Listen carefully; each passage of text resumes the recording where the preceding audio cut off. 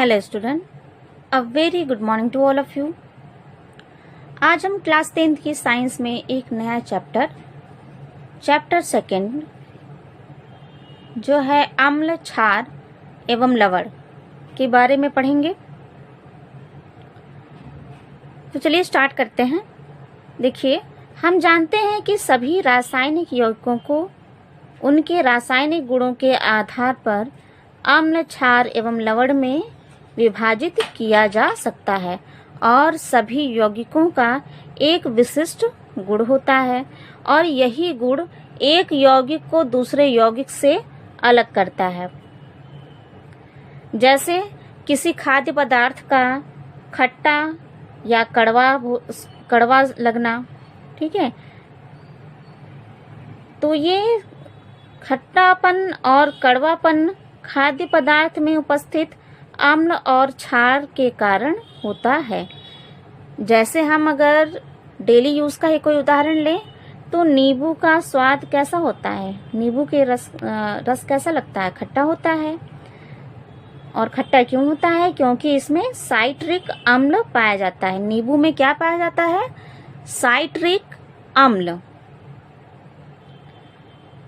ठीक है, तो चलिए स्टार्ट करते हैं। हमारा पहला हेडिंग है इसमें अम्ल।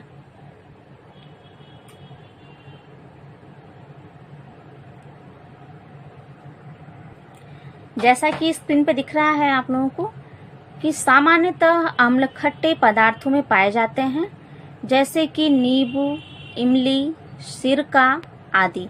और अम्लों की पहचान उनके खट्टे स्वाद या लिटमस प्रभाव से की जाती है। लिटमस एक पेपर होता है जो कि शैवालों से बना होता है, ठीक है।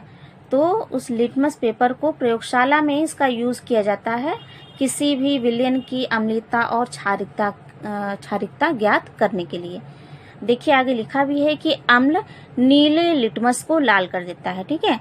जब प्रयोगशाला में किसी विलयन की जब जांच की जाती है तो लिटमस पेपर पे उसकी कुछ बूंदें डाल दी जाती हैं। तो अगर वो लिटमस पेपर को लाल कर देगा तो हमें पता चल जाएगा कि हाँ, ये विलयन अम्ल है, ठीक है। एक साइंटिस्ट है, इनका नाम है आर्हेनियस। तो आर्हेनियस के सिद्धांत के अनुसार वे पदार्थ जो जलीय विलयन में हाइड्रोजन आयन देते हैं, हाइड्रोजन आयन को इस तरह से शो करेंगे, तथा हाइड्रोजन आयन के अतिरिक्त और कोई धनायन नहीं देते हैं, अम्ल कहलाते हैं। देखिए, यहाँ से कभी कभी क्वेश्चन पूछता है कि आर्हेनियस के सिद्धांत के अनुसार अम्ल की परिभाषा बताइए, ठीक। तो हम यही सिद्धांत बताएंगे।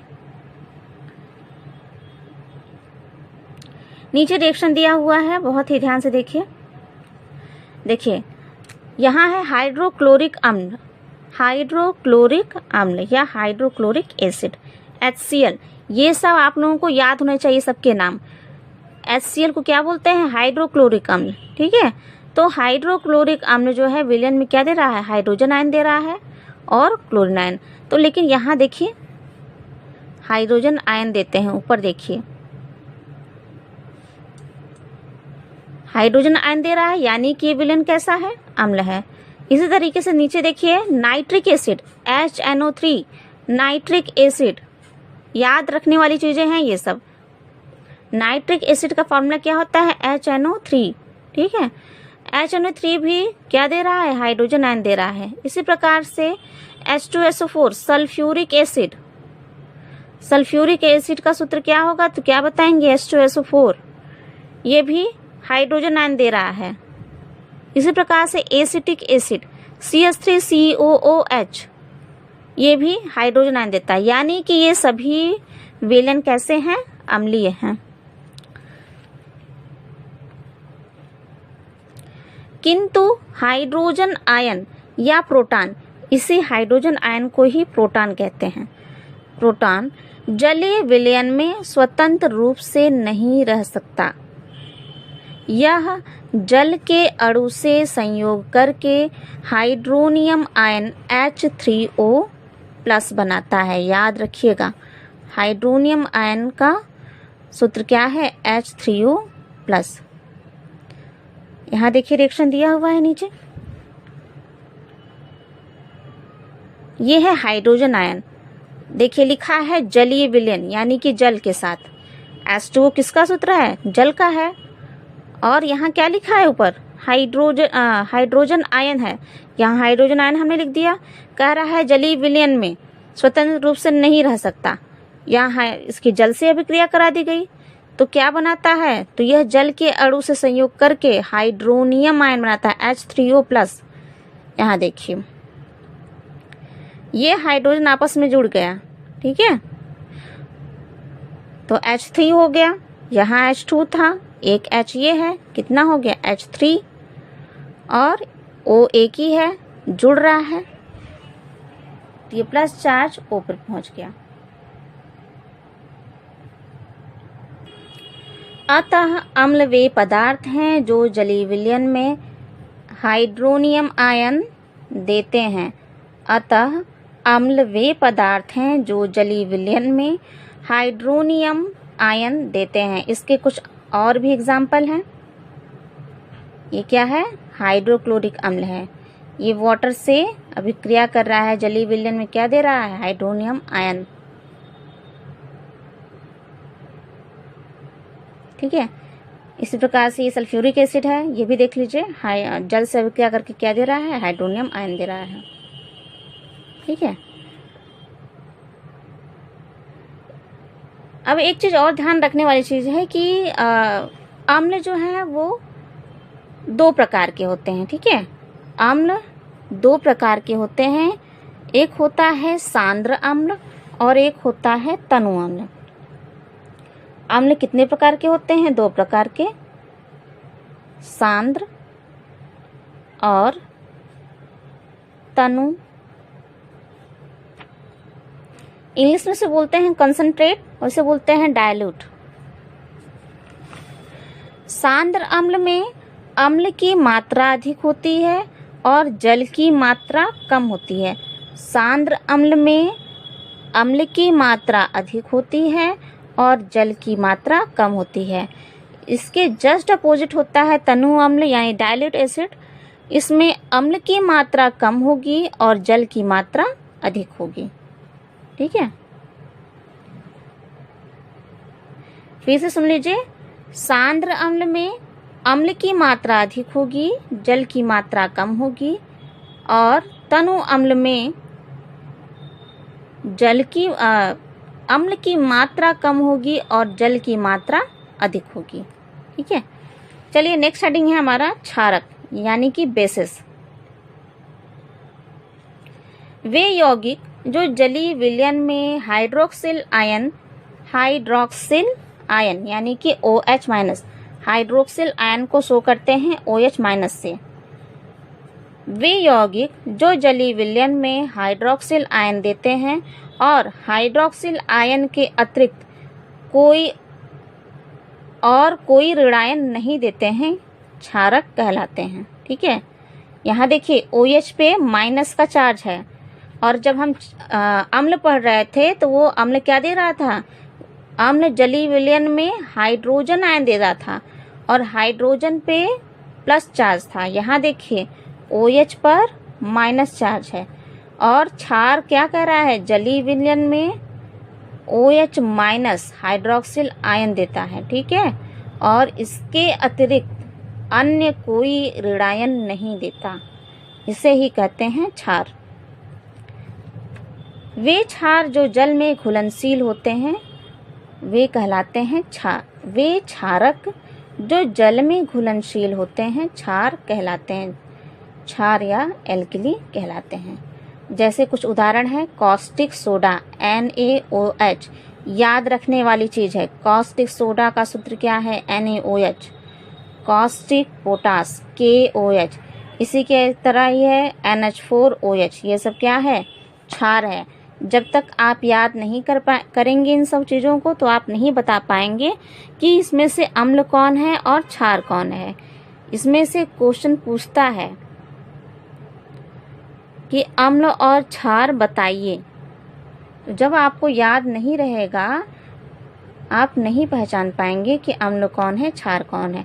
इन सभी उदाहरण में देखिए बेटा लास्ट में OH जुड़ा हुआ है। यहाँ देखिए OH दिख रहा है, यहाँ देखिए K के साथ OH जुड़ा हुआ है, यहाँ NH4 के साथ OH जुड़ा है, यानी कि ये सब क्या है, क्षार हैं। यहाँ देखिए लिखा हुआ है क्षार लाल लिटमस को नीला कर देते हैं। अम्ल क्या करता था, अम्ल नीले लिटमस को लाल करता था, और क्षार क्या करता है, क्षार लाल लिटमस को नीला कर देता है।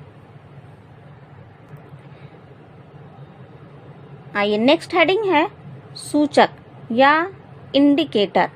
तो सूचक किसी विलयन में अम्ल या क्षारक की उपस्थिति को दर्शाते हैं।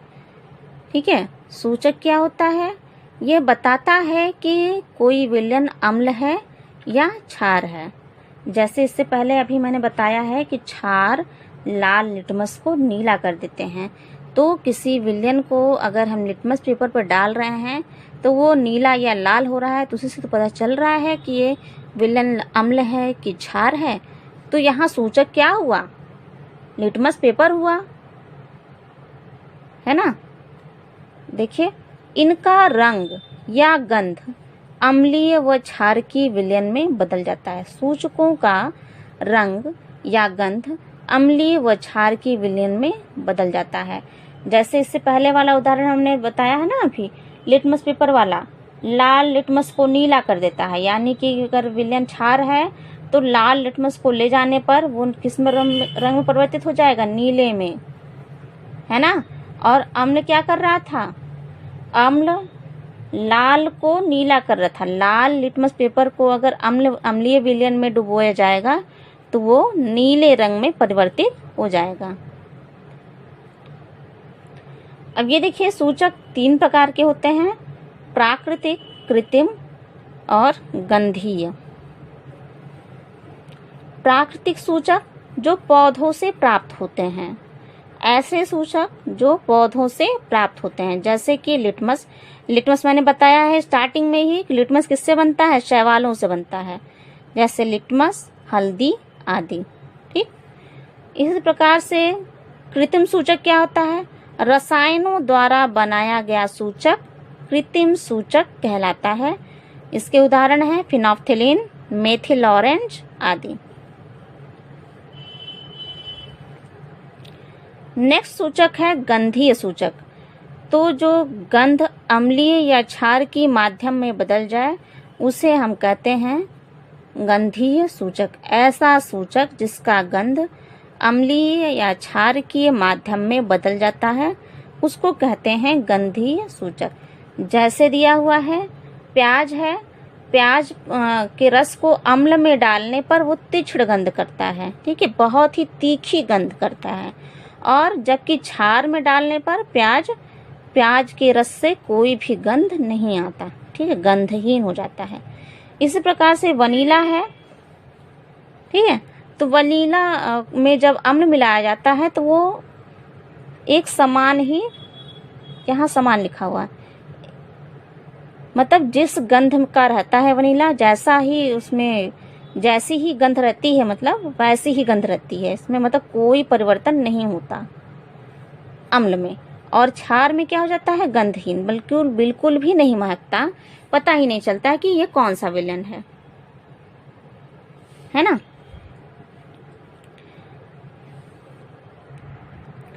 आइए सूचकों को हम कुछ एक चार्ट के माध्यम से समझ लेते हैं। देखिए सामने दिख रहा है विलयन का नमूना HCl है। HCl लाल लिटमस पर विलयन में कैसा प्रभाव करेगा, कोई भी परिवर्तन नहीं, नो चेंज। और नीले लिटमस को क्या कर देगा, ये लाल कर देगा। फिनोल्फ्थालीन विलयन मिलाने पर ये रंगहीन हो जाता है, मतलब कोई कलर नहीं, कलरलेस, ठीक है। और मेथिल ऑरेंज पर ये कैसा कलर देता है, गुलाबी। तो ये कैसा विलयन हुआ, HCl, अम्ल हुआ। इसी प्रकार से देखिए H2SO4 लाल लिटमस विलयन में कोई परिवर्तन नहीं, नो चेंज। नीले लिटमस को लाल कर रहा है, फिनोल्फ्थालीन में रंगहीन, मेथिल ऑरेंज में गुलाबी, यानी ये भी क्या है, अम्ल है।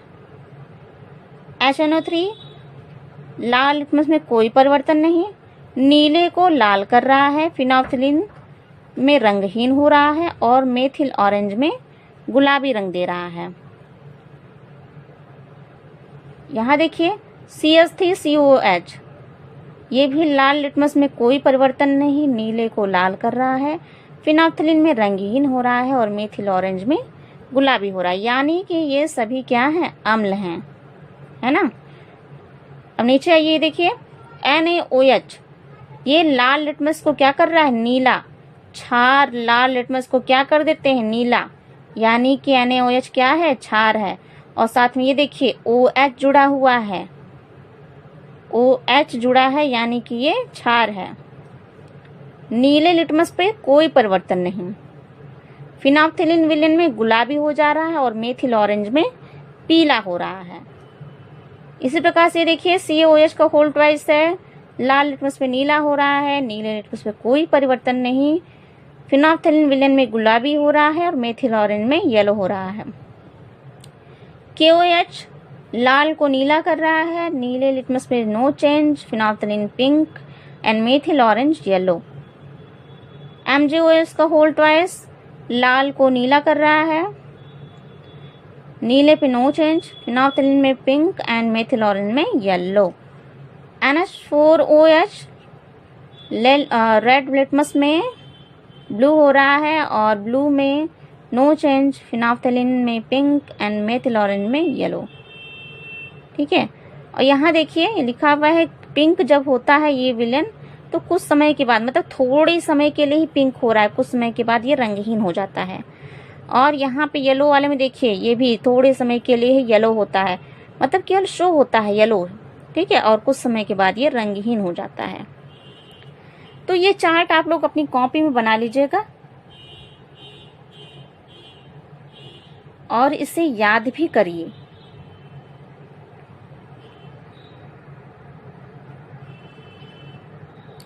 तो चलिए आज के लिए इतना ही रहने देते हैं।